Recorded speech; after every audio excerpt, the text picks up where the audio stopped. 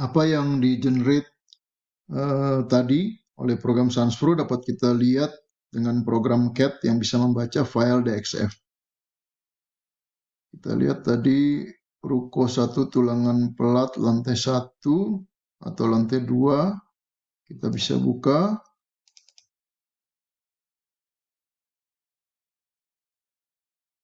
Kita klik view, zoom, extend. Nah, kita bisa melihat hasil gambar yang bisa diberikan kepada drafter untuk dirapikan, untuk dipergunakan dalam gambar struktur. Kita juga bisa melihat tadi file yang kita generate, semua detail yang disimpan dalam satu file. Ruko 1 drawing DXF. The view, zoom, extend. Nah, kita lihat di sini ada banyak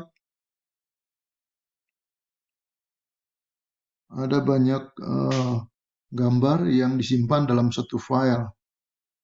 Misalnya ini adalah gambar tulangan pelat pada lantai 1. Kita bisa zoom kembali. Lalu kita bisa melihat juga denah penulangan balok dan kolom. Untuk lantai 1. Di sini kolom diberi kode 1K1, 1K2, 1K3, artinya lantai 1 kolom jenis 2, lantai 1 kolom jenis 3, dan seterusnya. Juga demikian dengan balok. 1G3 artinya lantai 1 balok induk G tipe 3, atau 1B1 artinya lantai 1 balok anak tipe 1. Dan detail-detail untuk kolom dan balok ini akan diberikan di bawah. Di bagian bawah kita lihat ini adalah detail untuk kolom 1K1, 1K2, 1K3, 1K4. Dan ini adalah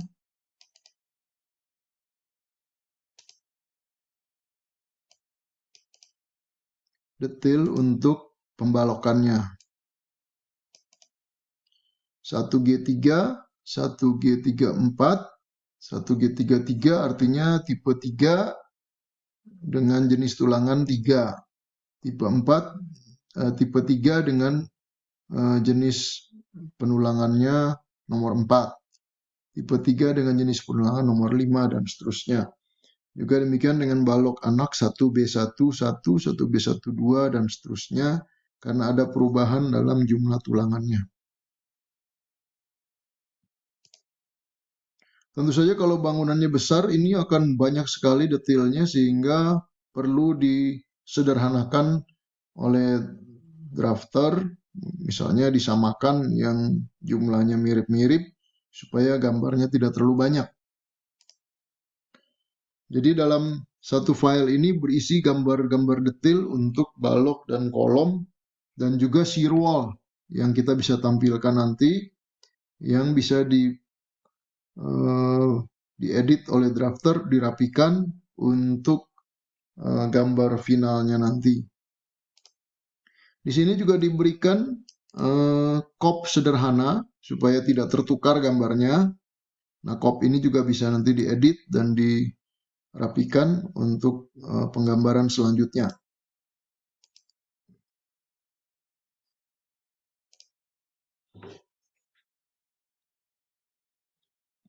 Demikian proses generate gambar dari model SansPro untuk disimpan di dalam program CAT. Selanjutnya kita akan mencoba membuat model untuk analisis dinamis.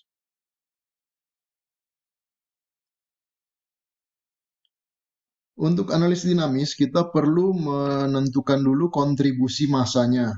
Kita klik load di sini, lalu kita pilih mass contribution factor, lalu kita pilih untuk hotel, office, dan apartemen. Nah, untuk kontribusi massa di dalam analisis dinamik adalah massa yang tetap diam dan bergerak menempel bersama-sama dengan gedung pada saat gempa terjadi. Di sini untuk self weight 100%, dead load 100%, dan live load 25%. Lalu kita rubah analis optionnya menjadi dynamic spectrum response. Lalu kita merubah parameter dalam dynamic analisisnya. Kita klik default, jumlah eigen 6, dan arah gempanya kita pilih klik default juga, arah 90 derajat dan 0 derajat. Demikian, dengan loading combination yang sama, kita klik OK. Lalu sebelum kita run, kita simpan dulu dengan nama yang lain. Ruko 1, misalnya Ruko 1D untuk kode dinamik misalnya, atau DIN. Dinamik. Nah, setelah itu kita akan melakukan analisis dinamik. Kita klik analisis menu, atau kita klik tombol panah hijau ini. Nah, kita ekspor dulu.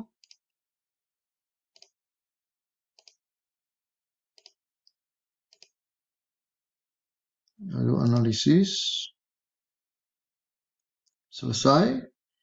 Nah, kita bisa melihat mode shape-nya dari analisis dinamik ini. Kita klik mode, tampilkan 3D.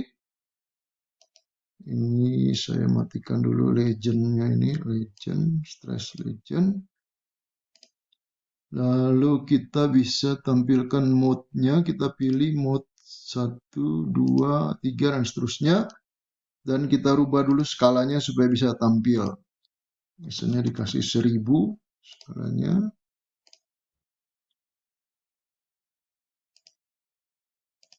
Oke.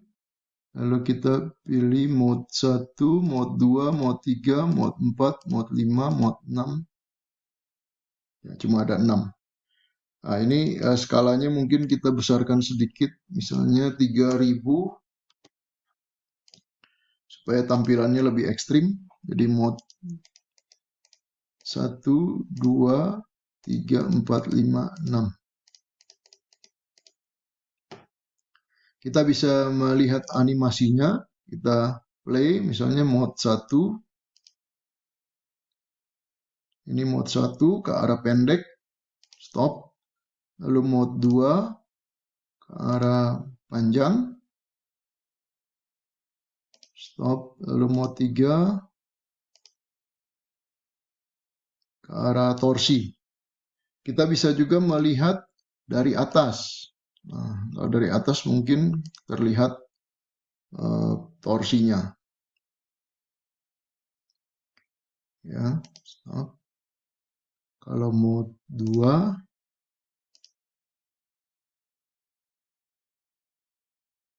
nah, kita lihat dia bergetar ke arah memanjang. Lalu kita bisa melihat juga analisis dinamik adalah hasil analisis dinamiknya. Kita verifikasi terlebih dahulu sebelum kita lanjutkan desain fondasi dan desain untuk desain kapasitasnya.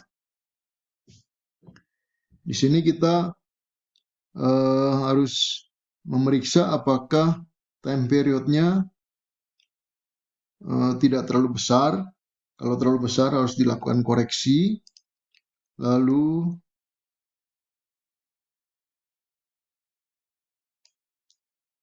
apakah mode pertama dan mode keduanya masih translasi, tidak rotasi? Di sini translasi mode pertama dan mode kedua, berarti oke.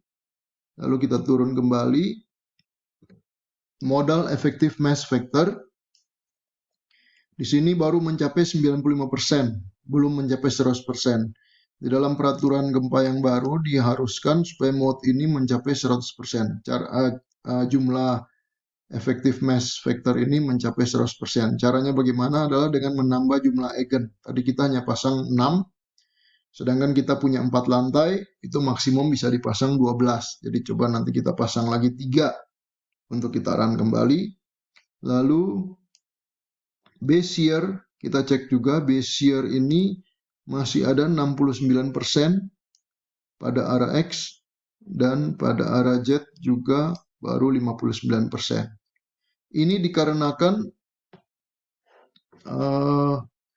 time period yang kita gunakan, yang kita dapatkan dari analisis dinamik ini adalah 1,24 detik, sedangkan time period yang kita gunakan di dalam analisis statik adalah hanya 0,51 detik. Jadi cukup besar perbedaannya. Untuk itu kita bisa memakai time period maksimum 0,72 second untuk kita pakai di dalam perhitungan base year-nya. Nah, di sini kita klik di dalam user define T, lalu kita masukkan 0,72.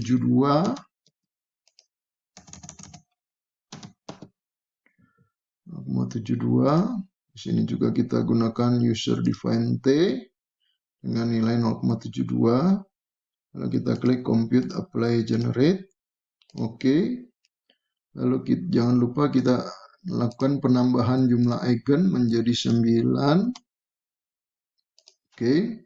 Lalu kita save.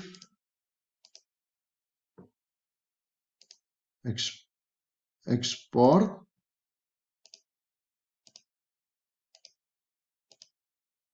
Lalu kita lakukan analisis kembali. Di sini kalau jumlah eigen terlalu banyak bisa didapat hasil yang iterasinya gagal.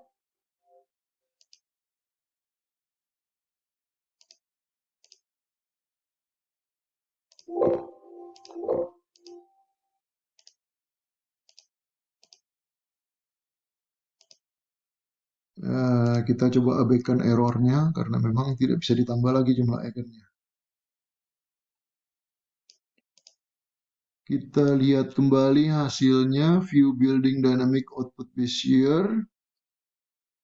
T0-nya tentu saja masih sama. Lalu masih translasi dan ini mass factornya sudah 99%, sudah mencapai. Lalu kita lihat base year-nya naik menjadi 71%. Dan base year yang ini masih 58%. Untuk itu kita bisa melakukan memberikan faktor koreksi supaya ini mencapai 100%. Berarti koreksinya adalah 100 dibagi 71, lalu di sini 100 dibagi 58. Kita bisa berikan di 100 dibagi 71, kita bisa berikan di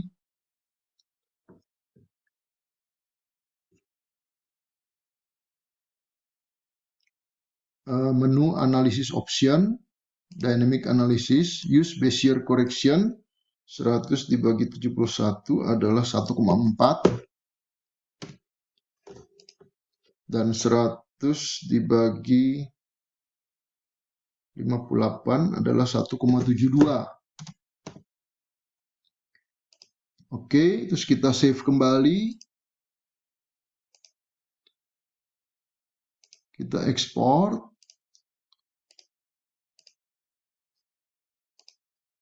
Lalu kita lakukan analisis dinamik kembali.